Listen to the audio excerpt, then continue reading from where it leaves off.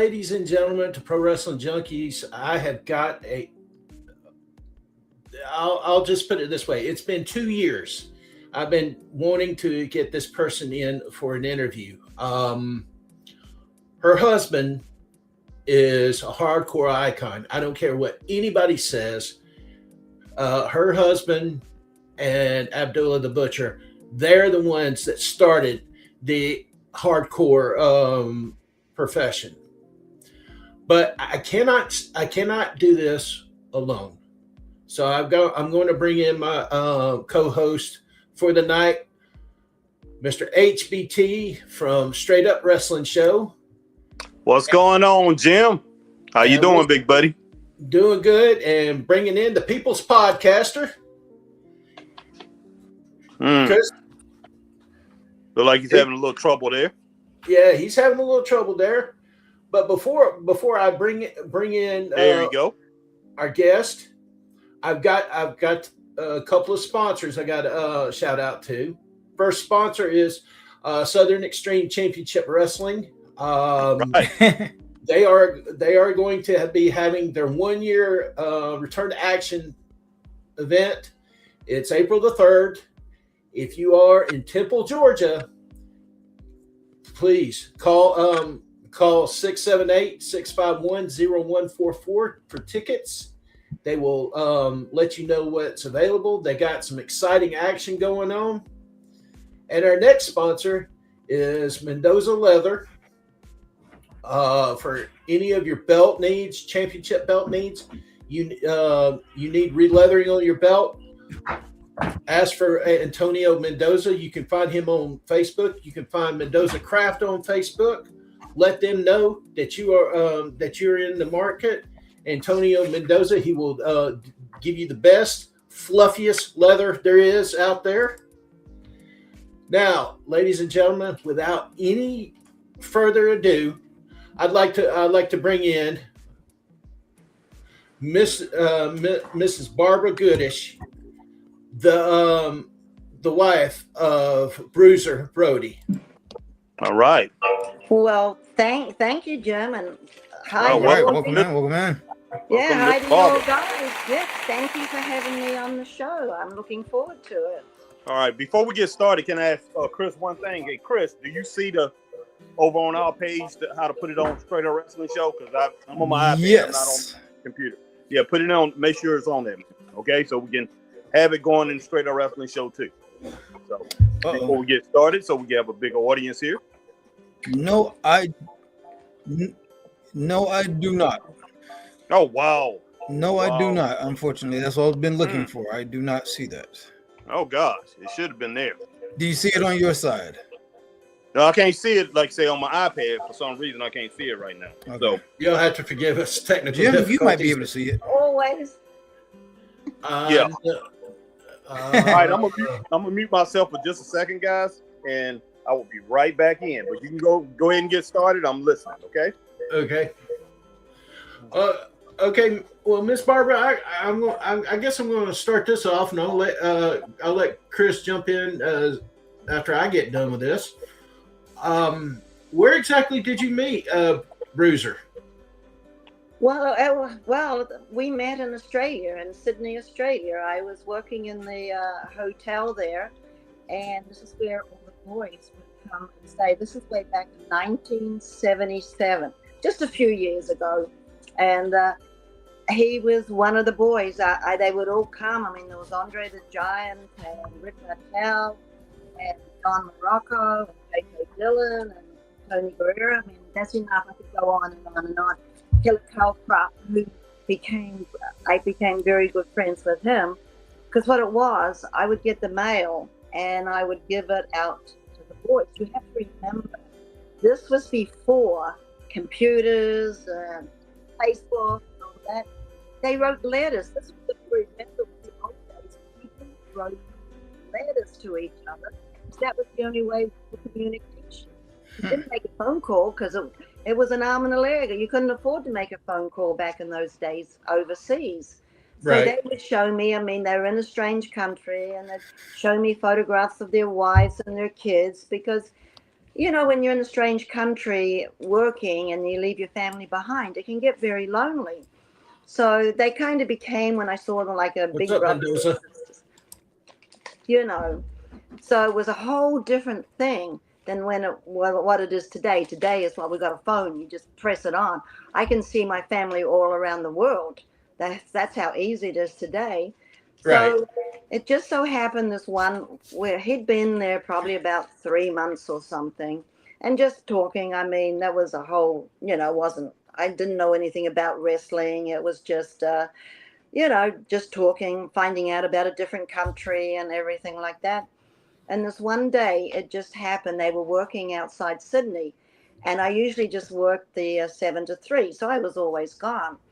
Well, this one day, the 3 to 11 shift didn't turn up. So what they did, they asked me if I would mind working a double shift. Well, in those days, hey, a little extra money, of course I'll work a double shift. Well, what happened, I was just leaving my shift when the boys all came home. I mean, there was so different things. So Carl asked me, said, what, we're going up the street. Why don't you come up and have a drink with all of us? Well, when you work late, it's not like you go straight home. You kind of have to unwind a little bit, especially with that. So I went up there and just sitting around talking and just as you do with friends, because that's all they were. Mhm. But then something strange happened. One by one, they started getting up and leaving and saying, we'll be right back. Okay, didn't think anything of it. All of a sudden, there was 3 of us, me, Carl, and Frank. And I thought, well, this is a little strange. And then Carl gets up. Oh, I'll be right back. What do you think happened? He didn't come back. I got worked. He worked me from the very beginning because he told all the boys, if I ask her, she's not going to come up with me. So if she's going to feel comfortable with all of you, but guys, you got to get out of the way. So that's what happened. So I guess then, and I've learned later, he was a pretty good worker. So I got worked from the very beginning. So that's exactly. So yes, he was a good worker. So that was how we met. And then he was over there Oh, for quite wow. some time. He Well, was there Ms. for Goodish, probably hey, 6 months.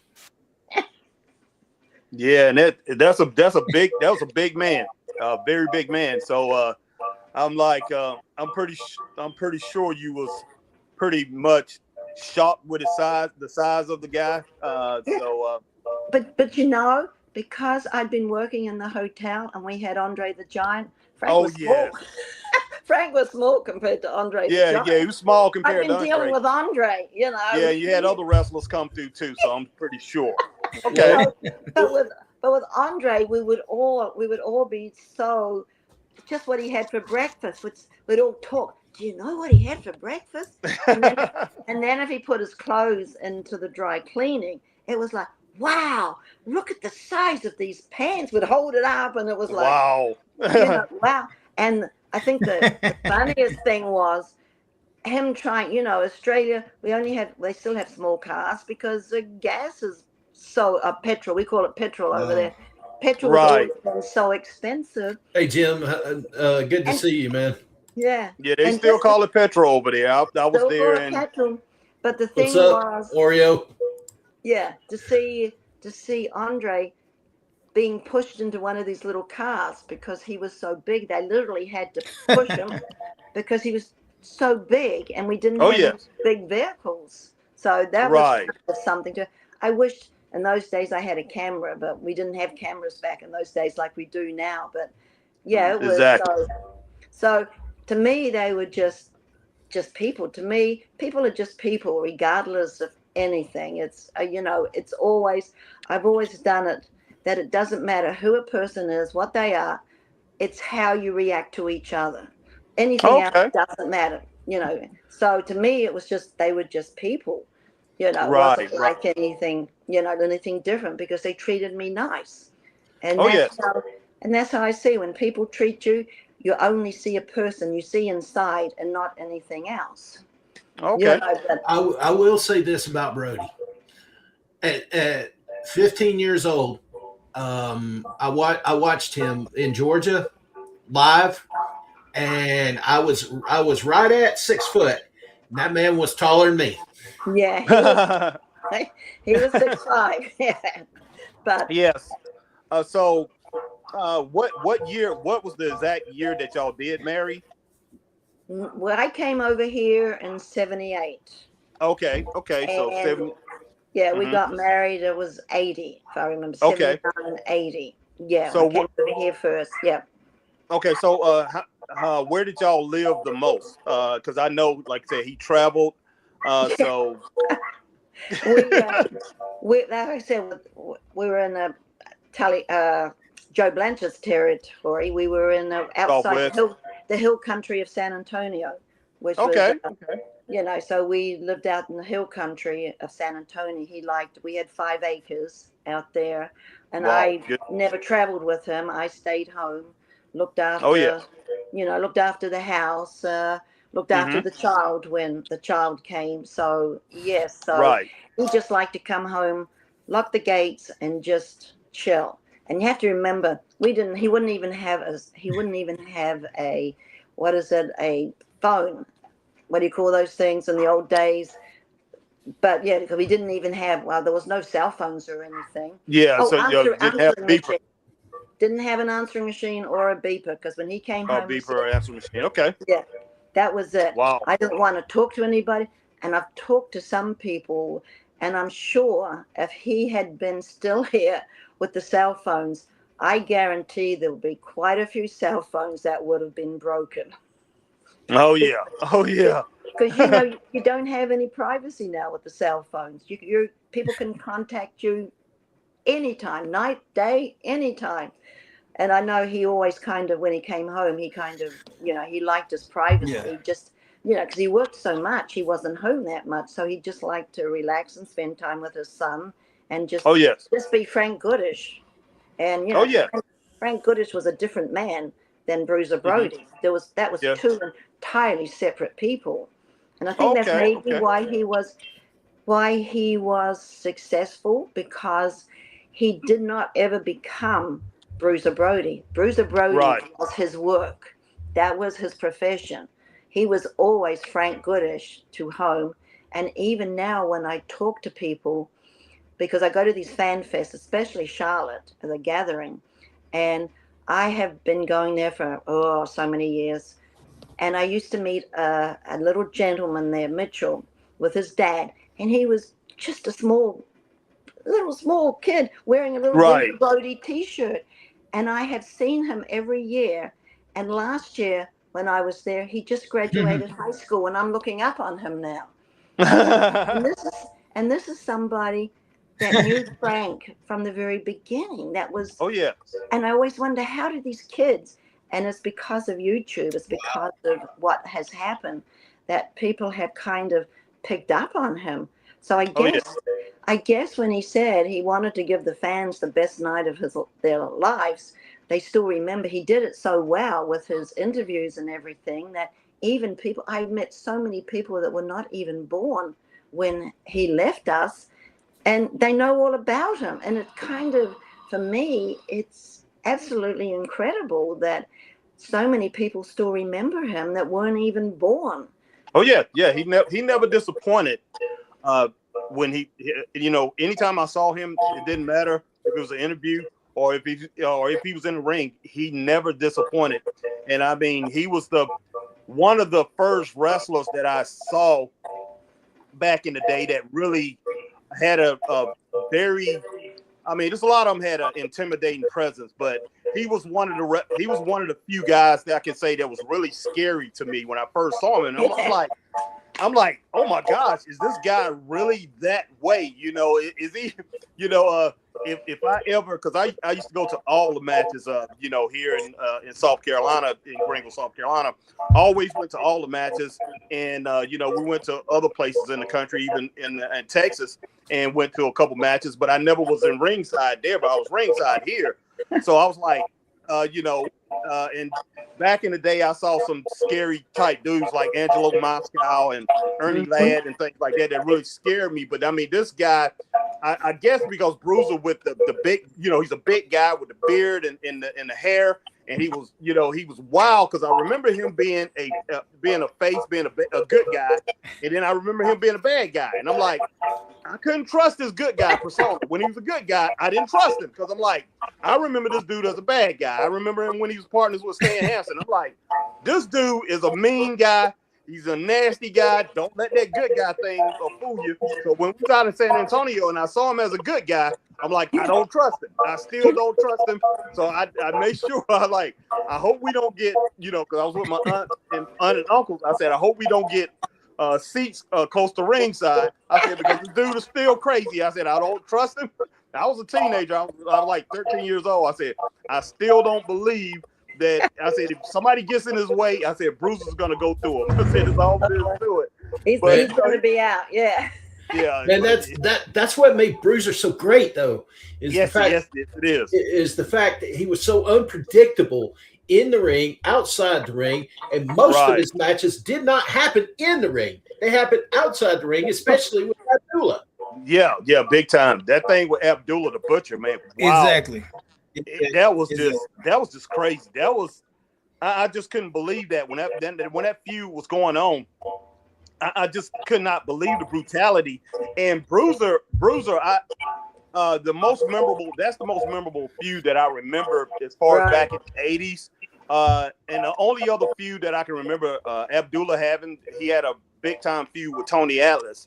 But the one with Bruiser was way more, way more out there. It was just, I was just stunned, and I never seen somebody get over on Abdullah as much as Bruiser did. And I'm just flabbergasted every time I saw those two go at it. And I mean 95% of that, they pretty much lashed out at each other for 95% of it, and they made everybody believe every single bit of it. You just couldn't, if you was one of those fans that doubted, like a lot of, there was a few people back then said it was fake, but they was not sure. But if you had anybody who had doubts back then, all you had to do was pull them in to see Abdullah and Bruiser Brody, and they're gonna say, "Wow, every single bit of that was real." Oh, I know, because when I went to Abby's 85th birthday party in Atlanta this January, and that's all he likes to talk about is his feuds with Frank. Right. He said, they were my best matches. I just had the best matches. We just talked, like you just saying. Yeah, still, that's his best memories of one of his best opponents was Frank. And he still remembers that. He always pulls, come here, I want to tell you something. So, yeah. Yeah, they tore it up. I've seen several of their matches in World Wrestling Council down in Puerto Rico. Oh yeah, where they're in like a stadium, and they're not confined to an arena. They're like going all over the place, and I'm like, wow. Yeah. Yeah. You see, sometimes Frank went to Japan too. And sometimes he would come home and he'd research. They'd give him, tapes, and he'd research.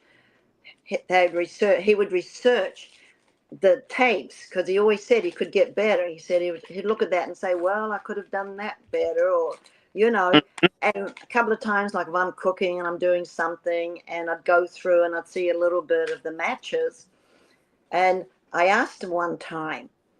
I said, "Aren't you scared?" I said, I just went by. You're out there walking up the stairs, in the building, and you're swinging this chain around. I said, aren't you scared that you're going to hit somebody? And he looked at me with that look on his face, and he said, "Ha, Barbara, I'm 6'5". My arm is way up here. They're way down there. You think I have a chance of hitting somebody? Whoops. Okay." Yeah, so his wingspan probably got him to like 6'11", 7 feet when he was swinging that chain. So that helped out a lot. So that helped out a lot. He knew he was being careful. He knew I'm not going to hit anybody. but it just looks so good because what happens if you ever seen any of the Japanese or anywhere, he gets out of the ring and everybody just, it's like they part. The Yeah, police yeah, part. They yeah. Oh just- yeah, yeah. No doubt. I see it. I like I said, I'm always watching DVDs of the old stuff because I'll be quite frank, no pun intended. I'll be frank when I say that the newer stuff just doesn't quite hit like the old territory days. Oh heck no, not at all. And let me, No, I I wonder- Go ahead. know. I went to when Cody Rhodes started his AEW, I think it was. He had one of his first matches down here in Daytona Beach, and J.R. Ross got me tickets to go because it was just down the road. Right. And I was sitting front row, so I haven't been to many wrestling matches. Mm-hmm. And sitting in the front row, and I'm looking at, I mean, I had to say, very athletic. But you know what it kind of reminded me of? It reminded me of a Circus du Soleil. The acrobatics were just so, there was no story. There was no Exactly. anything like that. It was, and then I understood a little better why some of the old school wrestling is still popular, because that was old school. And the new, as you said, the new one, there's no story. And yeah, they do fantastic things and somersaults and falling on the floors, but there's a padding on the floor too. So not like Yes, in the old that's days, true. there was That's nothing on the floor. You know, yeah, that's one of the things when we first started Straight Up Wrestling Show back in 2021. And I said, that was one of the first things I saw. Chris was a huge AEW fan. Him and we had another partner, Michael King. They was huge AEW fans. And I said, okay, they're doing some good things, but I said, I see a problem. And, I said, they're going to have a problem. They was growing 900,000 people back then or whatever. They was 800, 900,000 as far as the numbers on TV, as far as the ratings. But I said, if they don't get it corrected, I see a problem. And this was like our first show. And I said, basically, there's no storylines with this, everything they're doing in the ring. I said, they're very athletic, they're cutting flips and everything like that. I said, they having pretty decent matches. I said, but there's no story. Back when I was growing up, in my area, I'm from Greenville, South Carolina, so we had Mid-Atlantic Championship Wrestling. Then we had Georgia Championship Wrestling when we got cable. Back in 77, we got Georgia Championship Wrestling. Then we got Southwest Championship Wrestling, Blanchard's territory. Right. So, but I could go from, and then we got Florida Championship Wrestling. So we had around 79, 80, we had all that on cable. I could go from watching Mid-Atlantic Championship Wrestling to Georgia Championship Wrestling to Southwest to Florida Championship Wrestling.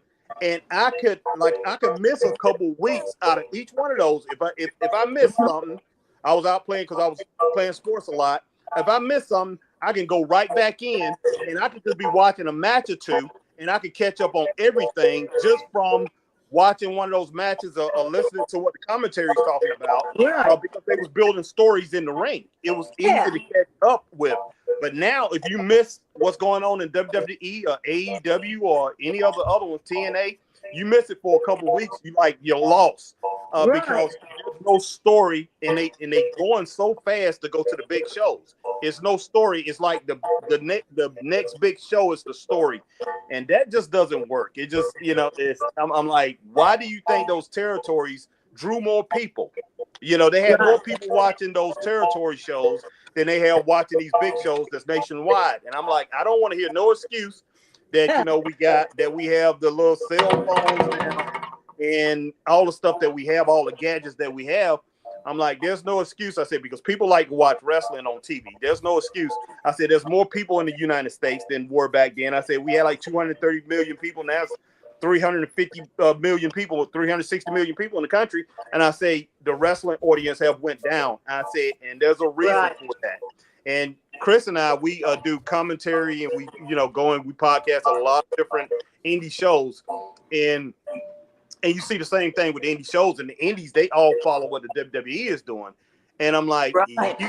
you don't need to do that. I'm like, and we have booked our own shows, and we book them like the old territories, and everybody come out and they just go crazy and they stand up during the whole show, and they like, oh, this is the best wrestling in Georgia or the best wrestling, in South Carolina where we at, wherever we do them at. And it's because I follow that formula from Blanchard's old territory, from Crockett's old territory, from Georgia Championship Wrestling. We try to follow that formula when we do a show, because That's good. Because most of and a lot of those fans that go to these shows are older. They're our ages. They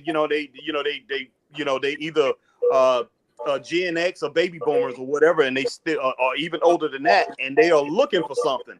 And we try to deliver that. And I see the young crowd is still into that too, because they are following, like we said, they're following Bruiser.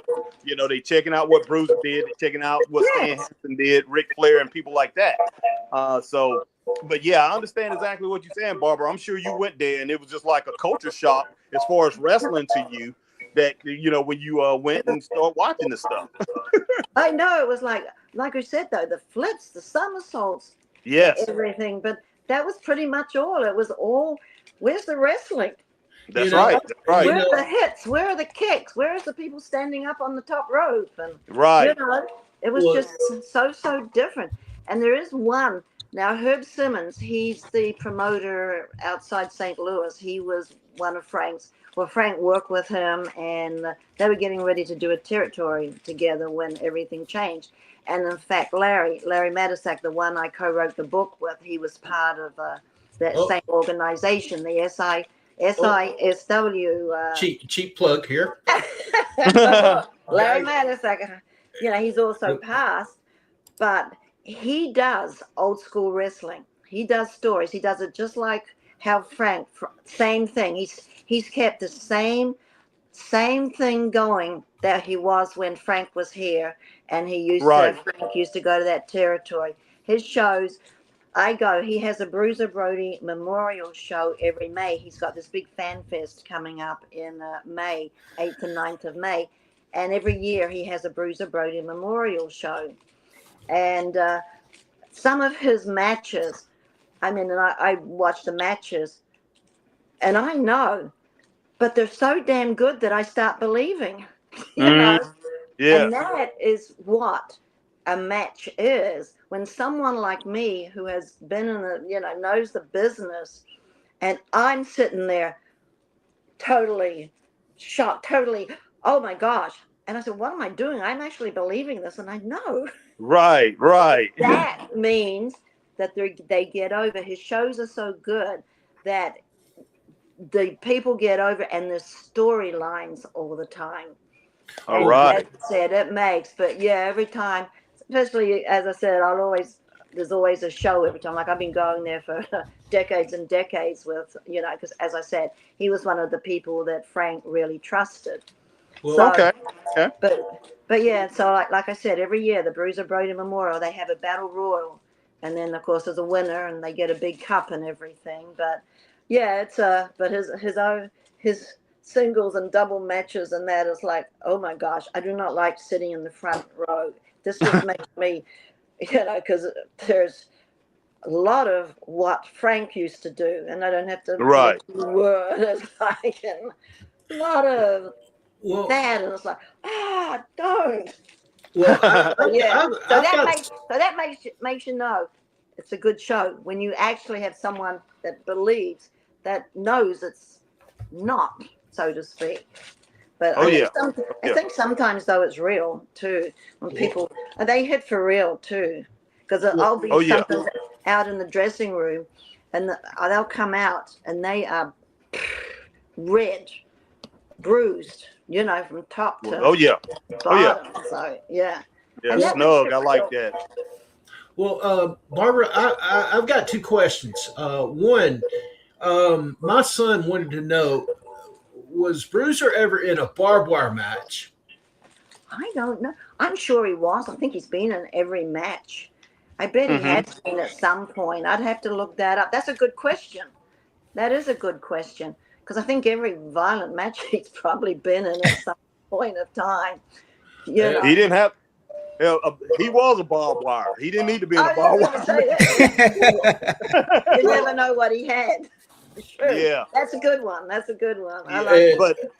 But you know, I remember one thing in Bruiser, it took to like 1985 when I was like 17, 18, around my senior year. He became like one of my top 5 guys as far as in wrestling. My number one heel. He was my number one heel, put it that way. Outside of Ric Flair. Ric Flair was my favorite wrestler, you know. But Bruiser became he became my favorite guy. I wanted to see him all the time because I wasn't seeing him as much. I would have to catch him on because Southwest had went out of business. And, Bruiser was all over the place at that time. He was going to Japan and things like that. And, and I would catch him every now and then. And I remember he took on Ric Flair that one time. How many times did he get a world championship shot? I know he wrestled Nick Botwinkle a few times. And I know the one match against Flair. Oh, I know. I saw one match. I only saw a very few matches. He had a match with Flair in I think it's got to be St. Louis. Yes. And the Japanese were over, and people could not believe it. Him and Flair went 1 hour, but people didn't think that Frank could ever do 1 hour. And they went out there and they did 1 hour. And every time I see Rick too, same thing. He always talks about, because he had some great matches with Frank too. And that's one of the matches that he shocked people. How can Bruiser Brody go out and wrestle for 1 hour? Well, that's what the Japanese do. Then the Japanese wrestling, as you know, is such a different style wrestling than what it is over here in the States. And people didn't know that he could actually wrestle without being the hardcore that he ever was. And every time I see Rick too, it's like he talks about that match too, because that was everybody talks about that match. It was a great match. It really was. Yeah. And that was one of the few ones that I actually got to, and that was because the Japanese were there, and I got to meet Giant Baba and Mrs. Baba, and it was being filmed for the Japanese. Oh, awesome! Yeah, because because people, even though I loved him, I'm like, he was a threat to Ric Flair. I'm like, he's a threat to take the title.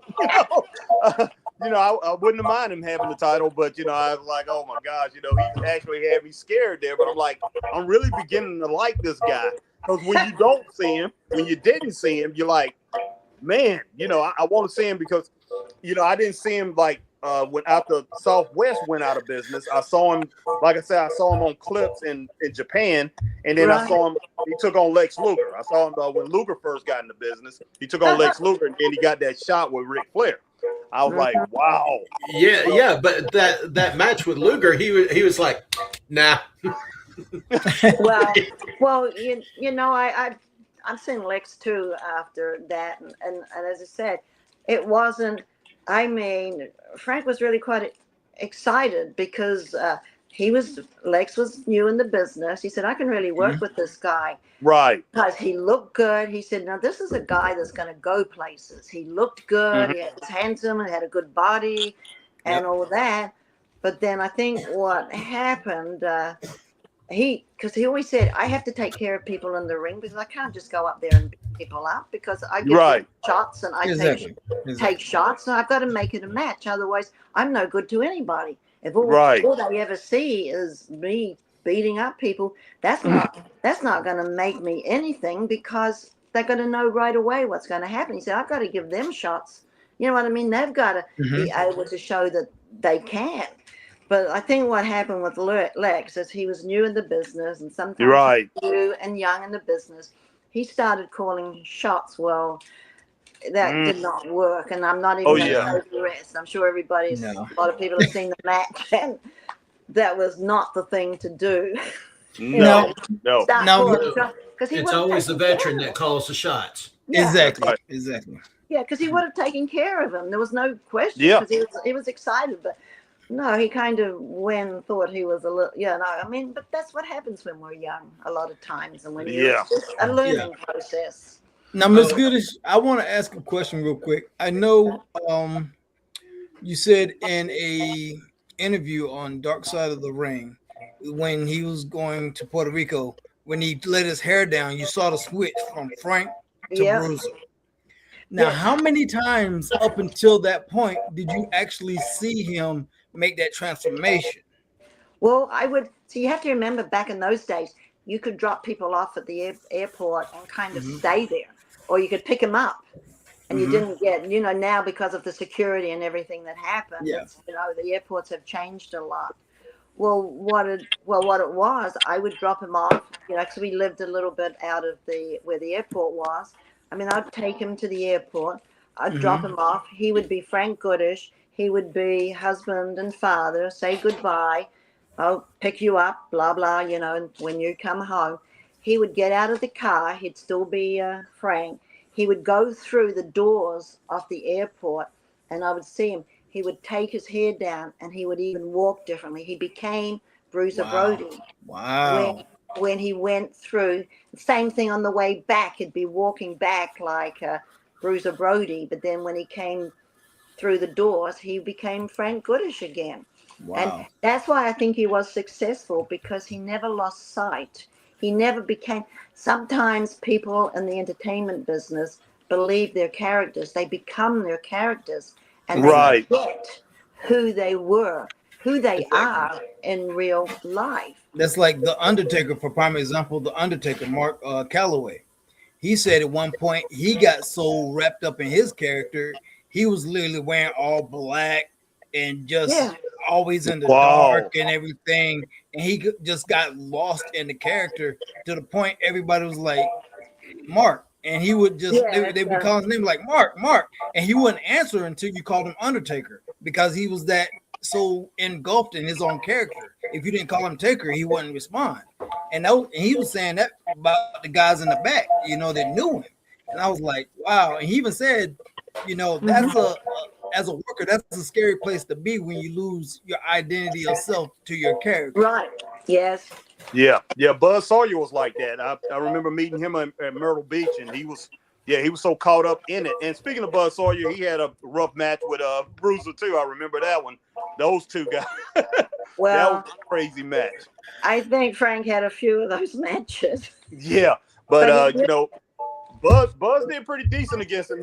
Being so shorter than him. Mhm. Buzz was like, he was a buzzsaw, and I think Bruiser really enjoyed that.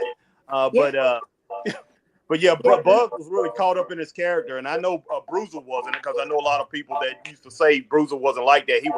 He was good at turning it off when he wasn't, as far as in the ring or anything like that. He was good at turning it off, and that's a good thing. And there's also, I'm friends with Greg Gagne too. Oh, And okay, he okay.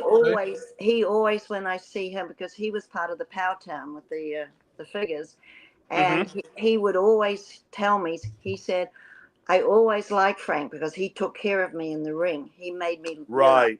good, because Greg is a smaller person, Hmm. and with his dad being the promoter and everything up there. But he would tell me, no, he said, Frank would always take care of me in the ring, and I really appreciated that. This Right.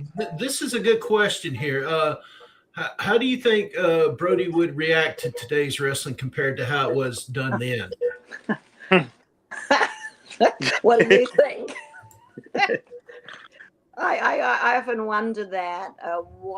What that's a you always think, what would he be today? I know he wouldn't be going and getting in the ring unless it was something like for appearances. Like I do these fan fests all over the country, and I get to see all the old timers. And yeah, it's still good, because like we talked about before, it's a wrestling family, and it's so good to just all be together and talk. And we're all getting older, and every year there's so many of them missing from one year to the next, and it's just really nice. And I often think he would be, because before all this happened, he was already thinking about life beyond wrestling, Hmm. because he was getting beat up, and he knew he couldn't be doing the things that he did in the ring for that much longer, because Right. it's like with all of them. I mean, all of them now have shoulders and knees, and they've all had hips replaced because of their physical work, and most of them came from football, so they were already injured before they even got into wrestling. Yeah, So because the wrestling, he has played. really Yeah. taken a toll. Yeah, he So played 3 years pro too, right? yeah, he was in football all the way. Yeah, Got up to the Washington Redskins. yeah, for 3 years Didn't with put them. his head didn't put his head together, and then got cut. And that's why I think when he went into wrestling, he put his head in it because he Mhm. realized he didn't make it as far in football that he would have liked, because he just thought, well, like we talk about young people, he thought he Right, was so good, but then there were so many people better, that he didn't put his head into it. So right, having with that and getting into wrestling, he put his head into it to be successful. And I guess, as I said, we're talking about him today, he did that. But what was happening back in those days, we'd already bought a wrestling ring from Joe Blanchard. We had it set hmm up. We had a big barn that we had the wrestling ring, and he was working with the University of Texas in San Antonio, and he had another gentleman, a friend of ours, that was working with him. And what they were going to do, they were going through, because you got to go through, for the schools and everything. There's a procedure you have to go before you can do anything in the schools. And what they were going to do is they were going to go to the schools, colleges, universities, set up the wrestling ring. He was going to get in there as as Bruiser Brody, the way he looks, right, the way he could talk, and talk about the dangers. This was the DARE program. Remember the DARE mm, program, the drug program that they Yeah. were right, Oh, going right. through yes, the yes, yes, schools yes, back in yes. those days? hmm So what he was Hmm. going to do, and then he was going to talk about, do a whole skit on the dangers of drugs and Oh alcohol. wow, Do that would you have been think do you think those kids wouldn't listen? Because let's face it, I know we all grow up, and if an authority figure talks to us, we don't listen to them. We just turn. right. Oh, We're not. yes. Oh, We're not yes. listening to them. I mean, we've all been there. We've all been a kid before. hmm But you think that with Frank, the way he was and how he could talk, that he wouldn't even get their attention? He, he would have their attention with Big his time. skits and big Oh, time, yeah. listening to the dangers. And we also had acreage out with a little stream running through. It was like 45 acres with an old kind of mobile home on it. hmm And he was also going to take disadvantaged kids out and have a little what club or that, or what they do in the school holidays, and just let them fish, and you know what I mean, because let's face it, a lot of kids back even today, back in those days, don't have the attention of people that, you know what I mean, that people are they're on the streets, a lot of them, they're heading that way, they're heading for danger. And he knew that sometimes it just takes one person to care about somebody that can change people's lives, to let them know. And do you think for him to go out there and take a bunch of boys and just have a little, some time together out there and fish, and let them, the inner city kids, which don't get to have the country, take them out to the country, which is more like the inner city kids that are in the process of getting into trouble. Yeah, Take he would have did he would have been great with that, and I think it would have been very successful. I yeah, wish me too. I wish he did get to live to do that, because it would have been very Yeah, successful, because he was respected by so many people, especially inner city kids or whatever, because they was huge on wrestling. right. Yes, And like I talk to Chris all the time. We talk. I said, and we were looking at some old footage of Bruiser yesterday. I said, look at the diversity of the crowd. I said, that's one thing we don't see right, now. We go to wrestling shows. Me and Chris, like I said, we do a lot of independent wrestling shows. You can tell what a wrestling crowd is now, and I know you see that, Barbara, when right, you go to conventions and everything. You know what a wrestling crowd is. Back when we was coming up, you didn't know what a wrestling crowd was. Wrestling fans came from every walk of life. They right. could be Yes, they from the did. They richest did. to the poorest. Mm-hmm, You never knew who a wrestling fan was. And mm-hmm. back then, especially back then, if you was an inner city kid, you definitely was watching wrestling, and you was trying to imitate what they was doing. We used to Right. roll out cardboard and everything like that, and we used to cut out cardboard belts and everything like that, and we would say we was a Brody, or we was Ric Flair, or we was Tony Atlas, or we was Ernie Ladd or something like that. So we would imitate those wrestlers. And still a big kid. Yeah, I hear you, Jim. Yeah. But that's what we used to do. And so he would have been very successful in that. And like I said, as far as the respect, I just know he would have garnered respect from every single one of them, and probably could have kept a lot of kids from getting into a lot of trouble. I totally believe that's why it was such a sad thing. Yeah, we had all this was planned. This was all in the works and everything. When everything happened. And sometimes when I'm at these fan fests, like I was telling you, I have not kids now, they're adults, and they'll tell me a story about seeing him at the airport.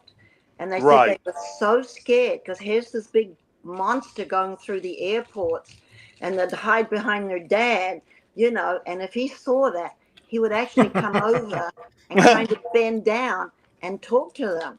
And they'll tell me even today that it was suddenly, I said, you can't judge a book by its cover. Here's this monster, and talk to them in a very, he didn't do the Bruiser Brody voice. He just talked to them in his soft voice. And then they went, well, I wasn't scared, but he just was so scary, but he was so nice. So, and they remember that. I've had several of them come and talk to me about that. And, they remembered that. And, the lesson was, you can't judge a book by its cover because you don't know. A lot of people, they put something, I'm trying to find a word, but they'll look at somebody and then they say, oh no, he's trouble, or he's that. No, you don't. It might be the stereotype. Yeah. Thank you. Sometimes I forget words. They put a blockade up. I remember when I first met Blackjack Mulligan, and that's another person who had a match with Bruiser that was just crazy. I mean, I remember they started outside of the ring, and those two just went at it, and I'm like, what in the world's going on? Because I'm like, hey, you two supposed to be friends, But Blackjack Mulligan, when I first met him, because my grandmother and a couple of my aunts, but my grandmother was real close friends with, she would go to Monday Night Raw, Greenville Memorial Auditorium, and sit at ringside all the time, and she became real good friends with certain wrestlers. And, Ric Flair, she asked Ric Flair to come over to the house to eat, and Ric Flair said, yes, of course. Of course, Miss Baldwin, I would love to come over, for dinner. And Blackjack Mulligan was his best friend, and she was talking to Ric Flair. I was fine. I was 8 years old. I'm sitting there, I'm looking at Ric Flair. Ric Flair was talking to me. How you doing, son, and everything like that. Blackjack Mulligan come over there. I'm scared as I don't know what. I'm already intimidated by this dude, and I'm like, I was so afraid of him, and because when I used to watch him on TV, he would just come out there and Rufus R. Jones. I remember Rufus R. Jones brought these two guys. He said the first two black twins in wrestling. So he said these are yes, he was Mendoza. The first two black twins in wrestling and everything, and he said they ready for action and stuff like that. And Blackjack Mulligan come out, and him and Ric Flair come out, and Blackjack Mulligan said, he started rubbing his chin. And he said to Rufus R. Jones, he said, so you say these boys are ready, right? Yeah. So, and Rufus said, yes, they are. And they were like, yeah, we ready to go. They said, we ready. And Blackjack just grabbed them both by the hair, man, because they had these big afros, threw them in the ring. And him and Rick when Rick went in there, and they just beat the living crap out of him. And that's when Rick was like 200, and he's still a power. He was still power, and he was like 270, 280. He was still, muscled up. This was like 75. And Blackjack and Rick just beat the living daylights out of him. And I'm just like, oh my God. So I was afraid. when Blackjack Mulligan approached. And he was just the nicest guy. He started talking to me, he picked me up. He was looking at, he said, son, he said, I know you see me on TV. I'm scary and everything like that. He said, but I love children. He said, I never hurt you or anything like that. Yeah. And they came over to my grandmother's house and, came over and ate. And 2 weeks later, came over and ate again. And such a nice guy. So that right there pretty much, helped me out a little bit as I saw people like Bruiser, even though Bruiser did scare me. Now, Miss Barbara, let's talk about this book of yours. Yeah, a lot of these guys, when you see them, they're literally like, the meanest, nastiest people you'll ever meet on TV. These guys need to be in jail, under the prison somewhere for some of the things they do on TV. But when you actually meet them, when you meet them outside of that, they're big babies. Right. They're the nicest guys you ever meet. There you go. Exactly. That's true. You've got it. Yeah, about the book, I didn't want to write a book. Larry, of course, is the co-author, and like I said, him and Herb Simmons, they worked with Frank so much, and one of his favorite territories was Sam Muchnick back in the days. Mm-hmm. And somebody, I forget his name, another person had written a book and had wanted me, and I said no. Well, he wrote the book, and even his Frank's sister, I never read the book, but his sister read the book, and she just couldn't believe that read about the family and her dad and everything, and she was like, I cannot believe that somebody is writing this book, because you can put anything in a book, it doesn't matter. Yes, that's true. So then Larry approached me and he said, why don't we write a book together? And I knew, he said, you tell the private side of it and I'll tell the wrestling side of it.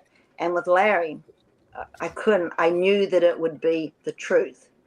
There wouldn't be any, I'm sure some of the guys probably may have embellished a few of the stories, but with Larry, he was such an honest, when he was alive, he was such an honest person. And that's why Frank and him got along so good. And I knew that he would help me, because I said, I can't write a book. I'm not an author. He said, just when you write the truth, it's easy. Just write down your life. Just write down everything that you two have shared. There's no embellishment. There's no nothing. And that's why it's so easy talking, because when you tell the truth, you don't have to worry about the story, because it's the truth. It's the same story every time, because, sometimes you even remember more when you tell the story. So that was the reason. That was the only reason, because I was writing the book with Larry, and it, as I said, and with the truth coming out, that was just the way he was at home and how we met and how I grew up, and and it's. I'm glad I did. Now I'm glad I did. And then after that, Vice, The Dark Side of the Ring.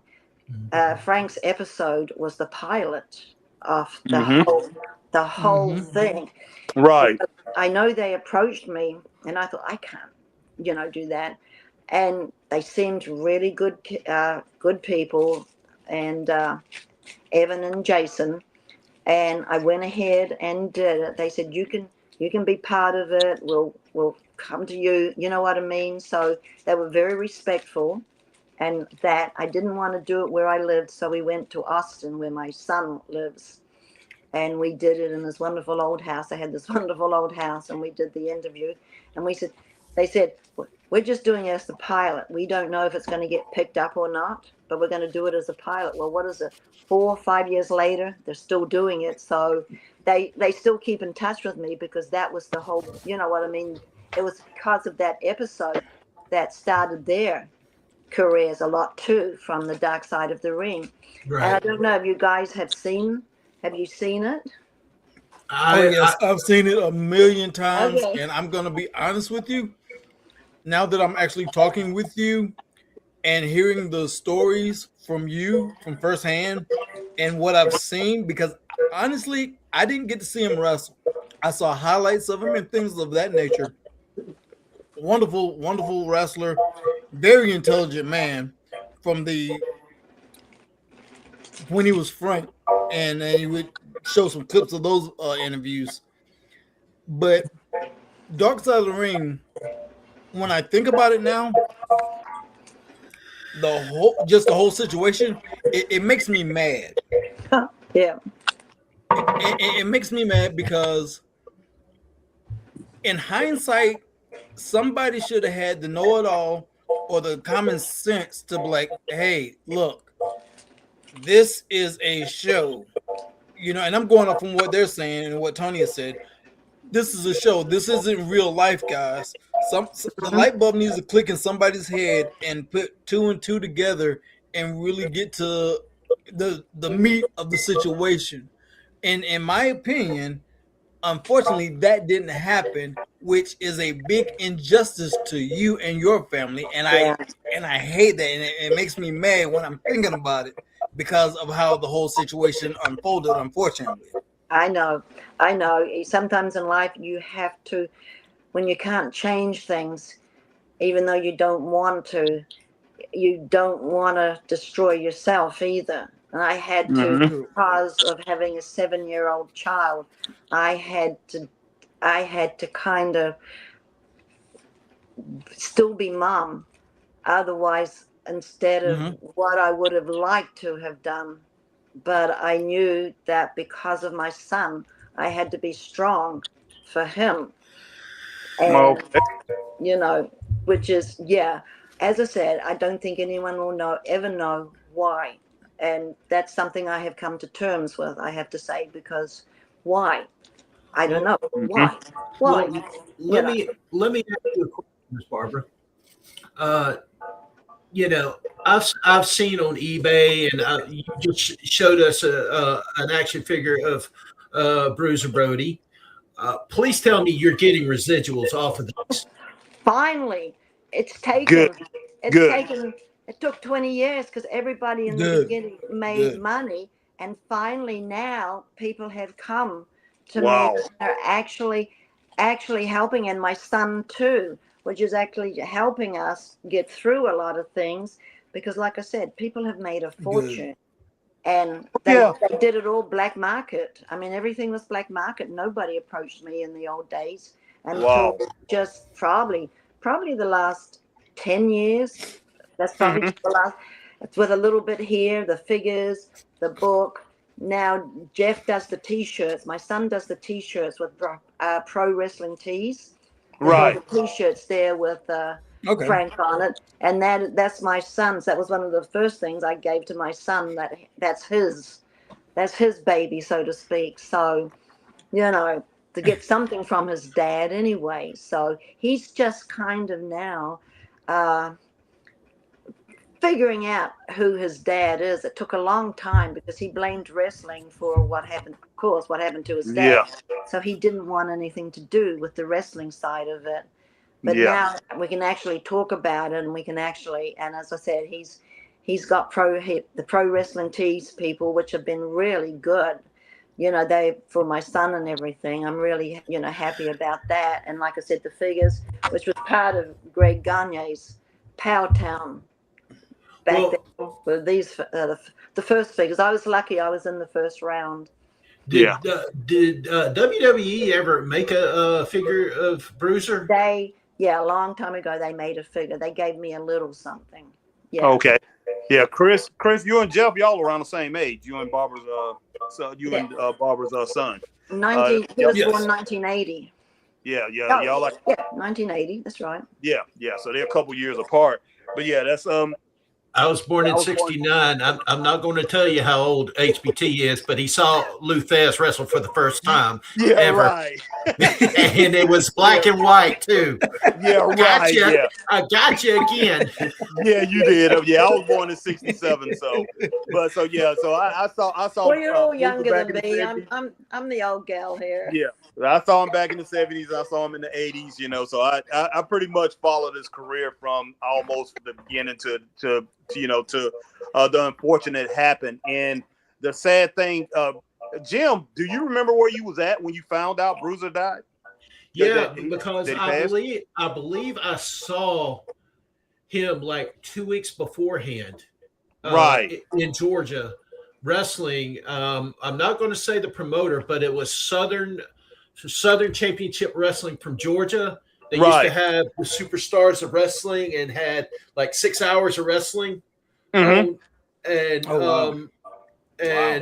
I remember seeing him live, and then my dad telling me, and I was like, "That's impossible. We just saw him," and then I just broke down crying because because how HBT had said that back in the territory days that everything was planned, plotted, but when you saw Bruiser and Abby go at it, it's like World War III has just started.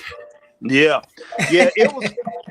I think it was in the papers, and it was in the Greenville newspaper like the next day, or 2 days later, or something like that. Because you remember back then, it took 2 or 3 days to get the news to get to you, and that's a whole different. Start talking about it at work, because that's one that, like I said, wrestling fans came from all walks of life. I was a manager at my job, and just about everybody there was either a wrestling fan or they knew about wrestling. They knew about wrestlers. Like if somebody that was a big name, they knew it. So, people come up and they start talking about that. And they said, "Have you heard about that?" And they had the article. And I'm like, oh my gosh. And it did not hit me. I would say it didn't hit me until about 2 months later, even though I had heard this. And I'm like, no, Bruiser is still going. I said, it did not hit me until I bought, I thought Inside Wrestling Magazine, Sports Illustrated. I think Inside Wrestling Magazine, like 2 months later, after he had died. And, Tony Atlas, they had an article of Tony Atlas, and they was talking about Bruiser's death. And I was just like, oh my goodness, man. And I still had a hard time believing it. After all that had happened, I had a hard time. Because, he just was such an inspiration.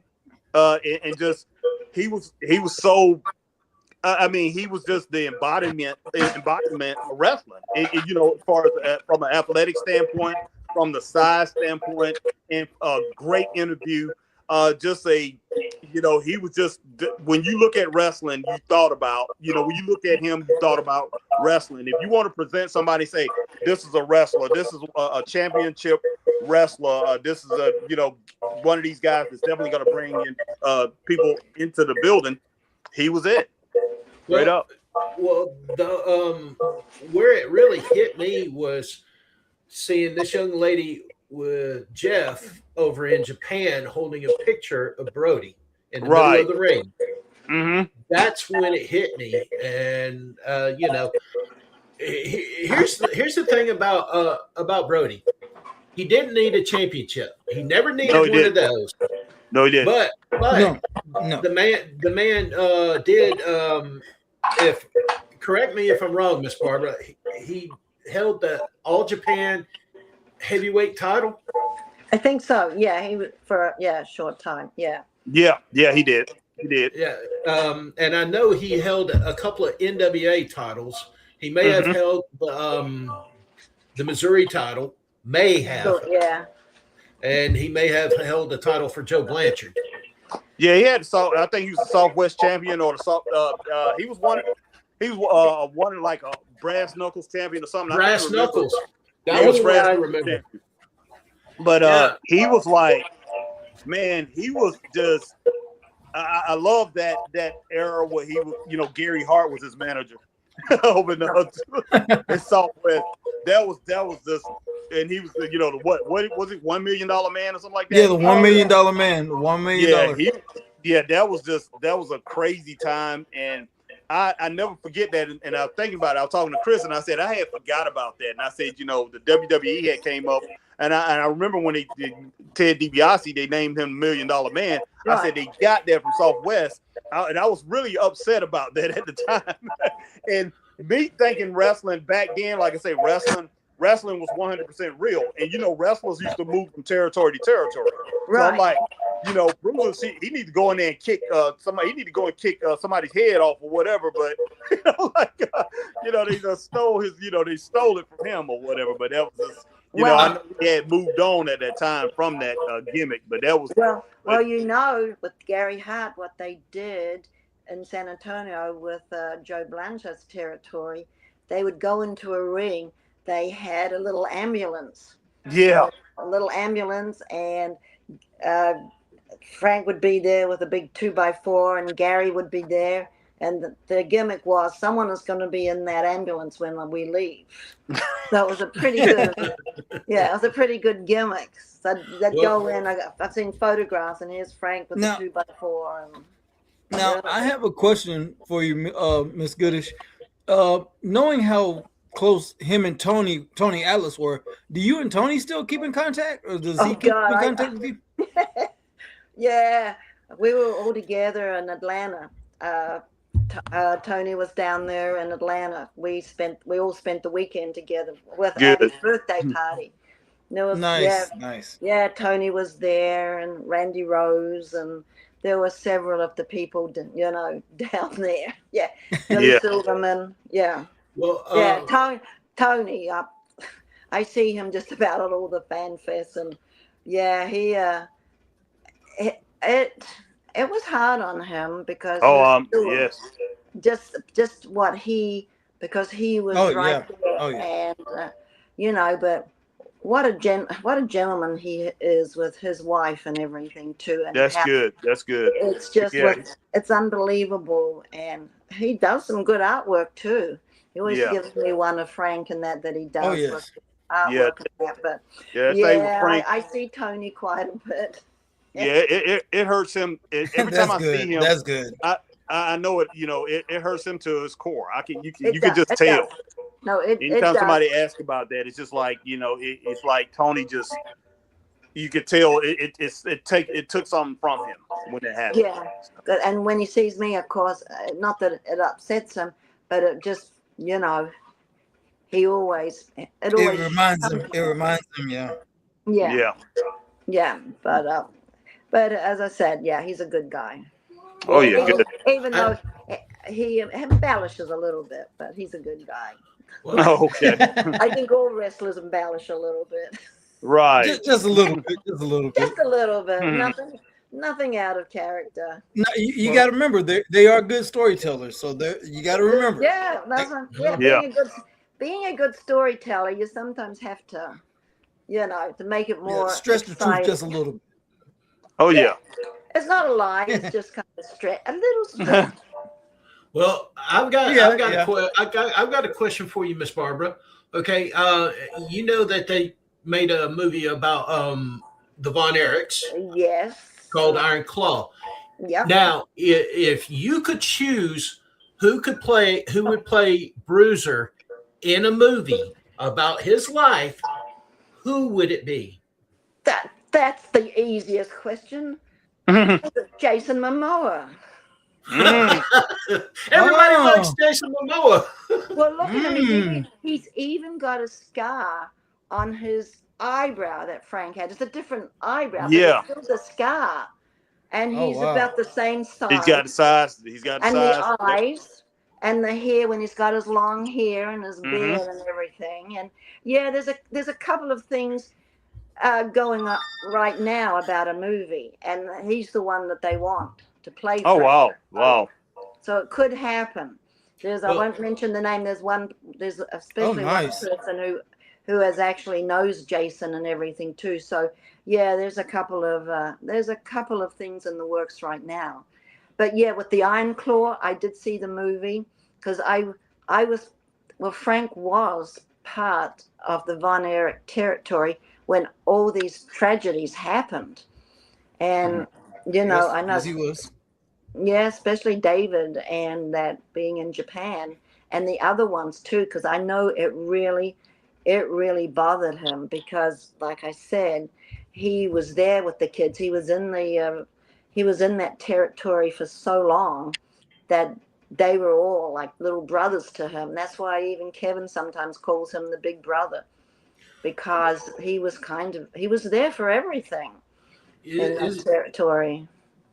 Is it true that Bruiser was the one that found David?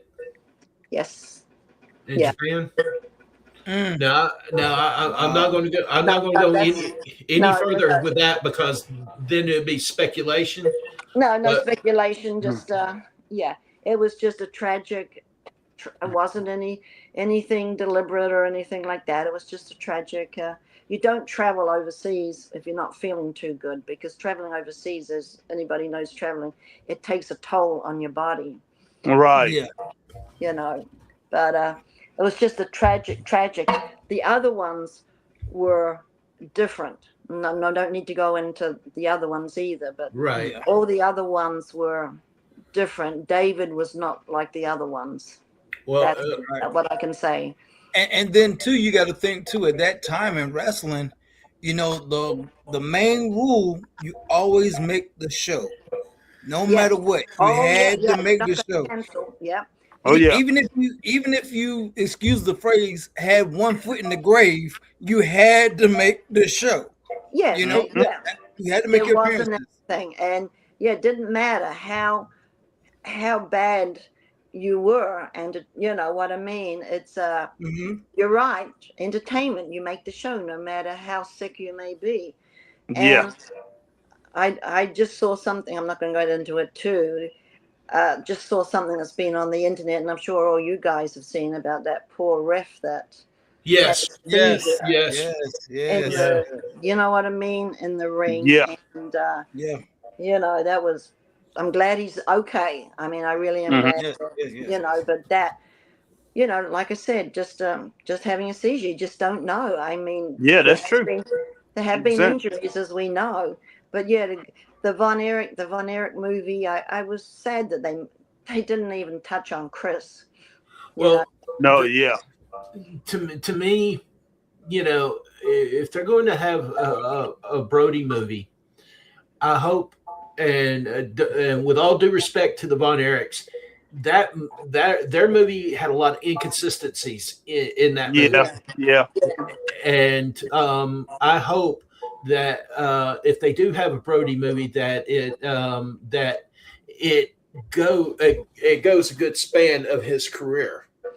and what it was with the Von Erich movies, you know, they were not part of it. They were not, you know what I mean? They just did the movie, then they told them, and then after that they kind of did that, but they were not part. At least these two people that I'm talking to right now, whoever does it, at least they want me part of it to be, you know what I mean? To Oh yeah. try Be there. to get, Yeah, Be there. yes, Be a to be an consultant. yes, advisor, to be a consultant, to be Yeah, an and be advisor. there. Try to be there every step of the way because it Yeah, is. to kind of, Yeah, they will. They a lot embellish, of times. embellish. Yeah, that's what I'm about to say, Chris. But yeah, that's no doubt about that. Let me ask you a question, Barbara. Let's see. Do you remember Bruiser? As far as who do you think was like some of his favorite people to work with? Was there anybody in particular that he would say that was his favorite person to work with in the ring? who do you think? Oh, I can answer Abdullah. this question. Abdullah. Abdullah. I can tell you Wow. that right now. Wow, he must like the fork. But Barbara, I really love it when Abdullah brings that fork out, and then he hits me with that poke. He pokes me with that stick. I'm telling you, it really gets me pumped up. No, and he liked working with Flair, Jimmy Snooker, Yeah, because there was always Jimmy Snooker. Jimmy Snooker, a great one. Yeah, he was one of the great ones, and always Stan, Yeah. even though they were Stan together, Hansen. but they did work apart. And Hmm. a couple of the Japanese he had good matches with and that, but Okay. no, he knew going in with Abby that they would tear the house down. Yeah. Yeah. Yeah.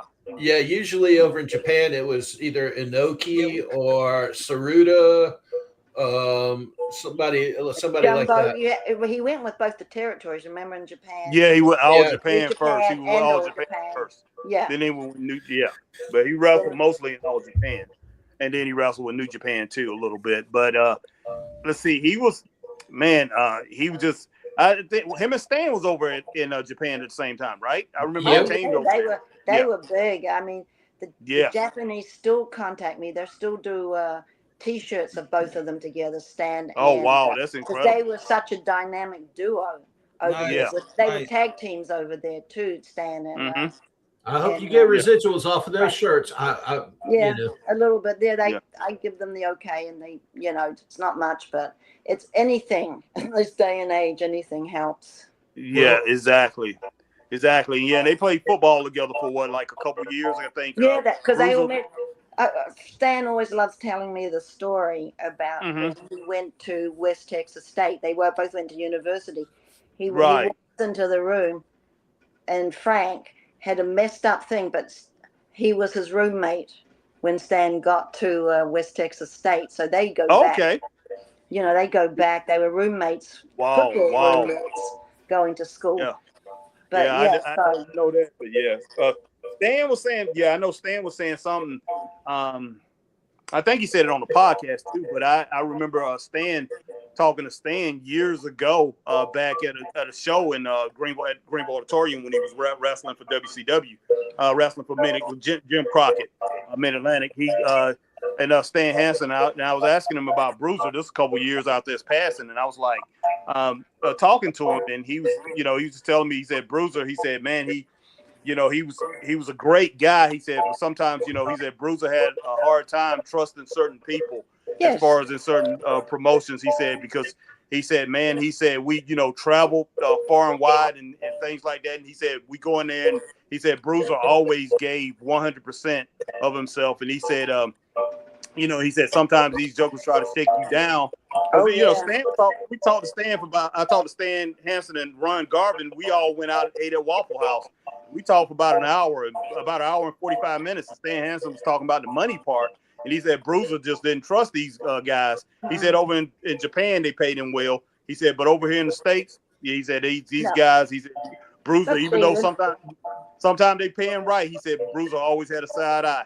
He said, I was like, wow. Yeah, because what it wasn't, of course you hear that sometimes he was, like you said, he was hard to do business with. It wasn't that. He knew the business so well. He knew what would go over. And he wasn't he wanted to make money for the boys and the promoter. Because if you do it right, you're going to make money for everybody, not just one person. Right. His thing was, let's make money. Let's all of us make money. But don't do it wrong. It's like, the match everybody wanted was Beauty and the Beast, which was Hogan and Frank. And he knew that it was going to happen, but he was waiting because at the moment he was getting older, his body was giving out. The Road Warriors were just starting. They were the new people in Japan. They were the ones that take over from Stan and Frank. He knew that. That's what happens. You get to the point, then you bring new people in to bring a little bit, the Road Warriors were the ones that were being brought in, and he could see the writing because he couldn't keep doing what he was doing. So he knew the writing was on the wall. So he was he had got in his early 40s. He was in his early 40s at that time. 42. And he knew that was the match he was keeping in his pocket because he knew he knew that at that stage he'd probably have to put Hulk over, and he knew that. Right. He wasn't going to go in there and demand anything. Yeah, he could make a great matches, but he knew the end result because of his age and everything like that. That Hulk would be the one. He would have to put him over. So he was waiting till everything was kind of on the way out. Oh, okay. So it would have been a match eventually. Yeah. You know who he would have probably had a great match with? Cactus Jack. Oh, you're talking Mick Foley? Mick Foley. Yes. Yeah, Mick Foley. We're doing he's going to be in St. Louis in May, and I'm helping him with his Q&A, and he's doing his one-man show there. So I'm looking forward to it. And Mick is another one that just likes to talk about Frank to me. He took me to lunch once, and it was like he kind of looked at him, because he didn't really know because he was just coming up, but he just kind of, and just to hear these people, the way they talk about Frank after all this time. So I'm looking forward to he's doing the Q&A with him in St. Louis. So, I mean, he's the forefather of hardcore. Him and Abdullah are the forefathers of hardcore before ECW. It was even ever thought of. That's true. And there could be a good argument for Stan Hansen as well. Yes. he helped with that as well. I do have a question though. Where can you get a book autographed by you? Write to me, send me a message and tell me, and mention the show, so I know, because I get a lot of messages and sometimes I lose track of some of the messages. And if we're Facebook friends or anything, give me a face. Well, I know I'm friends with you. Of course. Oh yeah. We definitely gonna have to hit you up on that friend request, Yeah. Barbara. So Bring it. be looking out for Harry Taylor and Christopher Burton. I'm pretty sure. Yeah, we'll be hitting Because- you up. Hit me up on that. And anybody, Yes, definitely. just send me, if you can't go to any of these fan fests, and because I'll have my books on with the fan fests, and just write me a Facebook message and tell me, I saw your podcast, or I'd like to get a book, and as long as you mention that in the messages, then I know, because sometimes you never know, because there's so many scams. It's just so many Yes, it is. scams going on that you have to be careful. I don't like not accepting a lot of friend requests, but you don't know, especially when they don't have a photograph or there's things on there, and you just don't know if it's a scam or if you're going to be, Yeah, Barbara, I just sent one for you right now. So Harry, I just got 10 All plus right. mutual friends. Well, Yes, the all thing right. is I'm Thank you. thinking send that. of I'll get the link on that book and we'll promote it on Straight Up Wrestling Show. Okay. And I'm gonna talk about it for a long time. well, not only do I want to get a copy of that, but I think I want to get an autographed copy as well that I could give away to one of the people that like, share, and subscribe to Pro Wrestling Junkies. When is the next gathering? We've got, I'll tell you what, I wrote them down. First of all, there's going to be you be going. Lutz in Florida, which is by Tampa Clearwater. That's a Okay. Barry Rose. It's called a GrappleCon 4, and that's April the 11th. Then the big one is Herb Simmons, the SICW Fan Fest in St. Louis, and that's the 8th and 9th of May. And on the 8th of May, that's when Mick Foley is doing his one-man show. Wow. And then the next one is the Lou Thayer's, George Traeger's Lou Thayer's Hall of Fame in Waterloo, Iowa. And that's July the 9th to the 11th. HBT will be there. Yeah. Yeah. Good. Got him again. Got him again. And then there's the gathering in Charlotte with Marty. That's a great one. That's the 22nd to the 26th of July. Yeah. And then we've got the 60th. That's coming up. That's coming up pretty soon. Yeah. That's right by me and Harry. Yeah, we'll go to that one. And then the 60th CAC, Cauliflower Alley Club, which is that is, if you don't know about it, that's the organization. That is the best organization, because it's more than just a fan fest. It gives money out to wrestlers who find themselves in any trouble. When everybody finds them out, they can go there. That we have a benevolent fund. I work it every year. I do registration every year because it's such a good organization. Just because people, you guys, the wrestlers do not have any medical. They do not have not at all. Nothing. They have nothing coming in. They've been in wrestling. They've given their bodies, and then nobody wants them. And sometimes just having trouble to pay the bills. And with the CAC, they have somewhere that they can go. They can put a request in, and then usually they can get some money to see them through a hard time. And that is great. This is a non-profit. That is awesome. Yeah, so the Cauliflower, every year, the money that we make will go into the benevolent fund to help, help the wrestlers who need a little bit of help. Like everybody needs a little bit of help. Yeah, that's one thing I've been talking to Chris about for a while, and some other people. I said, we need to do something like that on the indie scene, because everywhere we go, it's just, these wrestlers have such a hard time. And I said, Chris, most of them, they go in the ring, they give everything they have. I said, but their lives are pretty much broken. And I said, these guys are broke. And I, just like, I mean, they call us, they ask us, they bark to, to get gas money. They call, for Right. different things, and I see wrestlers sell things and everything. So, we've helped a lot of people. I said, man, I said, something needs to be done. I said, something needs to be done. Some kind of fund needs to be started to where, you put things in a pot where when these wrestlers, of course, I'm with you, like you say, Cauliflower Club, they have, come and do a request. And if that, that request is good enough, then help these guys out, but try to help every one of them out if you can. But some of these guys really need, really need a lot of help.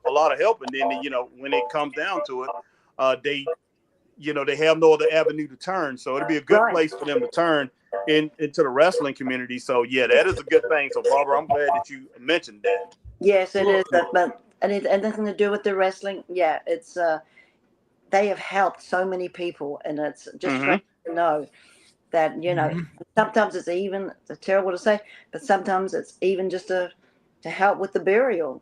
We've had cases where haven't had the money, they've died, they've passed on, and to find money to have a burial.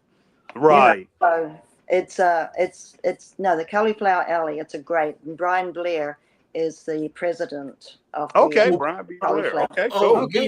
B. Brian. Okay. B. Brian. BB. B. Brian. I did want to ask you how long you've been associated with Cauliflower? Oh, over 10 years, I think now. Then you got to remember Charlie Smith. Oh, I love Charlie. Yeah, I know. I see his widow. I see her every time I go. Yeah, Charlie. Every time I would go to a local show, and I would see him with his gimmick table, and he'd see me halfway across and just wave. Yeah, Charlie was a good guy. Yeah, he was a good guy. And I'm glad, as I said, his widow, his wife comes every year, and it's like I said, we're a family. It's so nice. See, I didn't have a family for so long, because the only ones that kind of stayed in touch with me was Buck Robley, of course, Stan Hansen, Gary Hart, and I just kind of went until it was the Cauliflower Alley that did an award for Frank, and I went. Okay. Oh, nice. I kind of walked in, and it was like finding a family. It's like we talk. It was like a family, and all these things. It's like we talk about. It's a very unique family situation. You just go. There's no strangers. You just go, and everybody. It's in this and everything. You leave everything at the door. You know what I mean? It's whatever. You spend the time as the family, and it's great. And usually it's all about wrestling anyway, but it's good. It's away from everything else that we deal with and everything. That is outstanding. Well, we're about to wrap this up. I was just looking at that. I was thinking, wow, that's good. Almost 30 minutes. That's good. But now, let me ask you, because I'm asking for myself now, where can I get one of these Bruce and Brody wrestling figures? Can they get them through you? I've got a couple. I'm trying to get some more, and I will let you know. I've got a couple here, but we can message each other about that. Yeah, because it's a hell of a figure. But it's going to be collector items, because what happened is there's no more being produced. Oh wow! Oh yeah. And this is one of the best.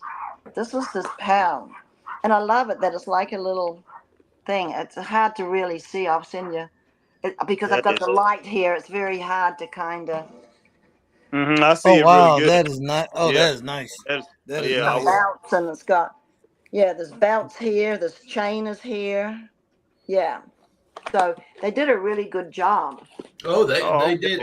I've seen them before. I've seen the Stan Hansen one. I've seen the Luthez. They do have a Luthez. Luthez, yeah. Luthez. They got a Luthez one. But they got Kerry Von Erich. They are expensive, but they are very almost to a T. Yep.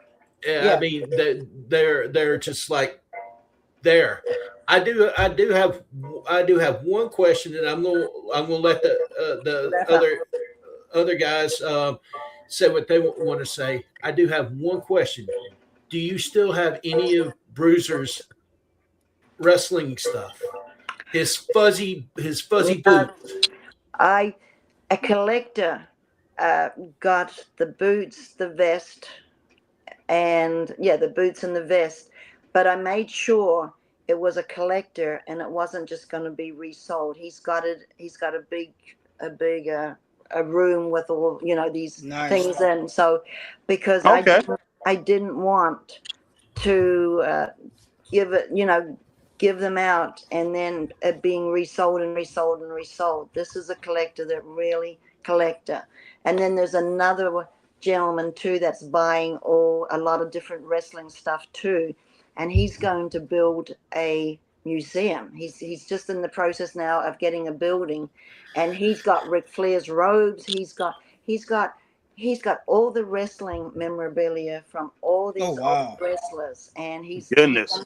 he is going to be doing a brick and mortar building. I'm not sure exactly where. It's up north somewhere, but Hmm.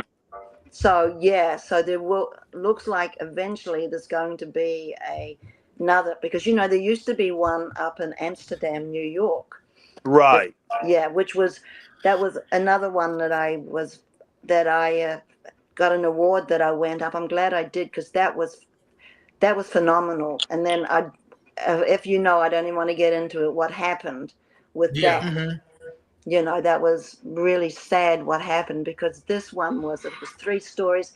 It was incredible stuff from the 1800s, the old time wrestlers. And then all of a sudden, they moved it to Texas, and then it just went. And Hmm. I was ready, I was so ready, because I was so impressed with the one in Amsterdam. And I was getting ready. I was going to put Frank's stuff into that museum.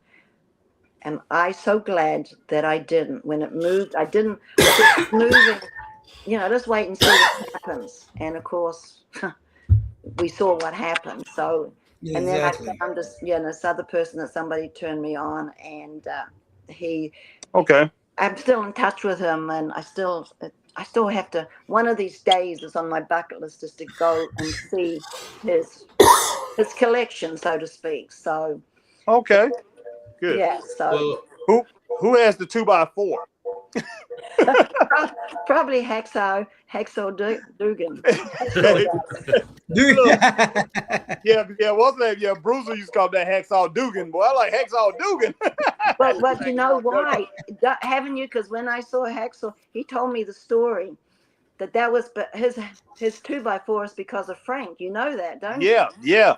Because Yeah, he pretty much was a lot like Frank, but yeah. Wow. what really, and this was ironic. Now, the first time I saw Bruiser with that 2x4, and it brought back flashbacks from when I saw a match back. This was when Ric Flair first started the gimmick, the Nature Boy gimmick, back in 1975 when I was 8 years old at Greenville Memorial Auditorium, and Ric Flair was wrestling Chief Wahoo McDaniel, and Wahoo was just hugely popular, just insanely popular. And Ric Flair, he just had came back from a plane crash, and he was a smaller guy, but very flamboyant. And me as a young kid, and I was just smiling because this guy just woo. And I mean, he was very loud because his vocal was very strong at the time he was young. And I was like really enjoying this joke and really enjoying this guy. Everybody in that whole crowd, my aunt turned around and said, "You like Ric Flair?" And I said, "No, I don't like him." Everybody turned around at me with this mean stare. They were just like ready to kill me. And inside, I'm telling everybody I don't like him, but inside, I love this guy. And he had him and Wahoo was just beating each other to death. And Wahoo finally got him where he just had him real good, just chopping him, just beating him up. And Ric Flair grabbed a 2x4. And he popped Wahoo upside the head, and blood just went everywhere. And every time I think about those two with their feud, I think about Ric Flair hitting them with that 2x4. And the first time that I I saw a match with him with a 2x4, Bruiser Brody. He was wrestling Chief Wahoo McDaniel. I'm like, oh my gosh. I'm like, this got to be a flashback. I said, Wahoo got to have flashbacks. And I'm like, I was scared for Wahoo. And those two had a great match, though. That was a great match I saw between those two. But I'm like, is he gonna hit Wahoo with this doggone 2x4? I said, why in the world would Bruiser Brody, big Bruiser Brody, run around with a 2x4? But it fit him though. It was great. And I know, Jim, it's time to leave. Well, Chris, I was going to ask Chris if he had another question for you before we wrap this up. Well, I was just gonna simply ask, because I know you said some collectors, you're giving some true collectors some of Brody's wrestling gear and things of that nature. Did you happen to give, because I actually have one, because do you have any of his Ribera jackets that he got from Ribera Steakhouse over in Japan? Because I actually have one, and I know you can only get them if you're a popular wrestler, and I just happen to know somebody who knows somebody. Yeah, Somebody. I wished, when I left Texas and moved to Florida, I wished I had kept more of his things. But you know what happens? You don't think back. You're in the middle of moving. I did keep a couple. I even have. I think I've got one. My son's got a little Ribera T-shirt. Because they used to send things over to us. Nice. So, Nice. And I think maybe Jeff might have some jacket with Bruiser Brody on it. It could be a Ribera one. Okay. Like you said, that is the thing. And I think he was one of the first person, Frank was, that he wanted a steakhouse. And that's where Ribera started too, was then all the guys started to go. They're Americans, they wanted a steak. Right. Frank had found a steakhouse. While somebody had taken him to the steakhouse. And then it's just grown from there. Wow. Well, Miss Barbara, I appreciate it. It's been 2 years. I've been trying to get you to do this interview. I had to bring my friends along. That's cool. HBT and the People's Podcast. Yes, we appreciate it. Thank you. Thank you. You're all quite welcome. I enjoyed talking to you. And we enjoyed talking to you. Yes. And I enjoyed all the years that I watched Bruiser wrestle. I think I saw him from 72 up until like 85. I mean, got to see him for like 13 years. But I started watching wrestling when I was 4 in 71. So, but I remember him. I remember him from the first time I saw him and Stan, and just like, wow, who is this dude? And I mean, he was young. He was only like, I guess he probably around 225, 230 when I first started seeing him wrestle. He was tall. He never was skinny, but he got bigger. As the years went on. He went up to 330. His biggest one was 330, and then he realized, oops, I don't have the energy at 330 to do what I need to do. And that's when because he was really quick. He was really quick, and that's one of the first things I noticed about him. And what got me turned on about him, because Jim Crockett was so good at, back then they showed an 8mm film from, this is what's happening in Texas, this is what's happening in All-Star Wrestling in Texas and Georgia Championship Wrestling. So they would show the film, and every now and then they would show certain clips, and that's the way I got to saw him. And my aunts, they used to buy all the wrestling books, so I got to read about all the wrestlers back then. So I just became a historian, and so I known him ever since I was a little kid. And I was like, okay, and I knew Stan was already when Stan came in. Stan came in a little bit later. I like these two guys. They pretty devastating together. But like I said, Bruiser kind of scared me. Stan did too, especially Stan, because he was just eating up, chewing all that tobacco and everything. I'm like, this dude is crazy. I've been watching wrestling since God talked to Moses. Yeah. But I mean, somebody actually asked me, How long have I been around wrestling? I said, well, my dad took my mom when she was pregnant with me to the Atlanta City Auditorium Well, there you go. and apparently I was kicking up a storm. So, it just went from there. Okay. Yeah. And I'm about to be 57 years old. So, Well, there you go. Yeah, I Mhm. know. Well, I've enjoyed it. I've really, thank you guys.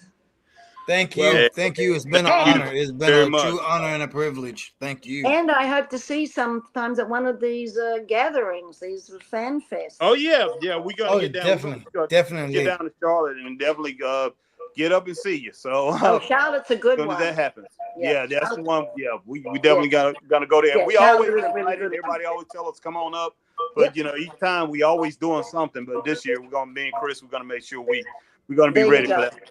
Well, I'll see you in Charlotte then. All right. All all right. right. And, Barbara, and appreciate it. that's going to wrap us up. Don't forget to subscribe to the Straight Up Wrestling Show and Pro Wrestling Junkies here. Like, share, comment, and subscribe. And we will see you next time. Adios. Stay straight up. Peace.